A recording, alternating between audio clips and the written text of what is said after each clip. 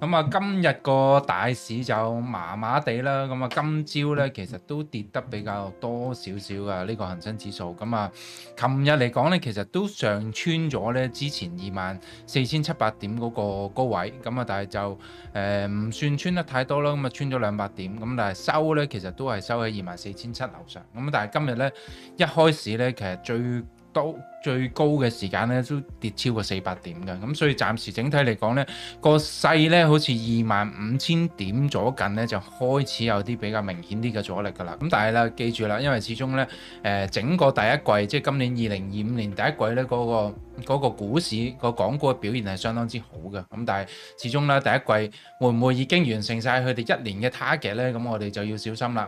即係應該前日啊，咁啊瑞銀都警告港股咧係都有機會會係有機會會比較大啲嘅調整。琴日嚟講咧，咁啊最緊要咧就係當然就係美國聯儲局議息啦。咁啊議息之前都講過，基本上都係99%都唔會減息㗎啦。預計今年咧都係會有2次嘅降息機會，第一次咧就可能喺6月同埋7月份嘅。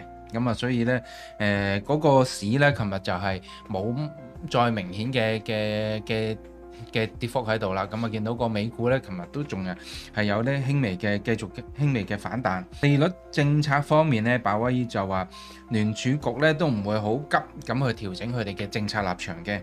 咁啊，美國整體嘅經濟都係強勁嘅。咁啊，但係咧都有啲叫做經濟嘅不確定性。咁啊，所以衰退嘅風險咧都可能會上升嘅。講翻未來一週嗰個恆指嘅預測啦。咁啊，恆指暫時嚟講咧，最大個最近嘅支持位啊，咁可以講緊係23,700到23,800呢啲水平。咁啊，去到23,700先會比較多嘅一啲叫牛證啦。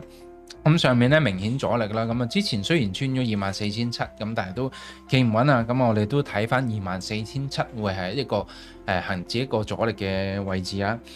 留意牛證嘅朋友可以留意下瑞銀嘅55268，回收價係23,500點，槓桿比率係22倍啊，係26年嘅7月30號到期嘅。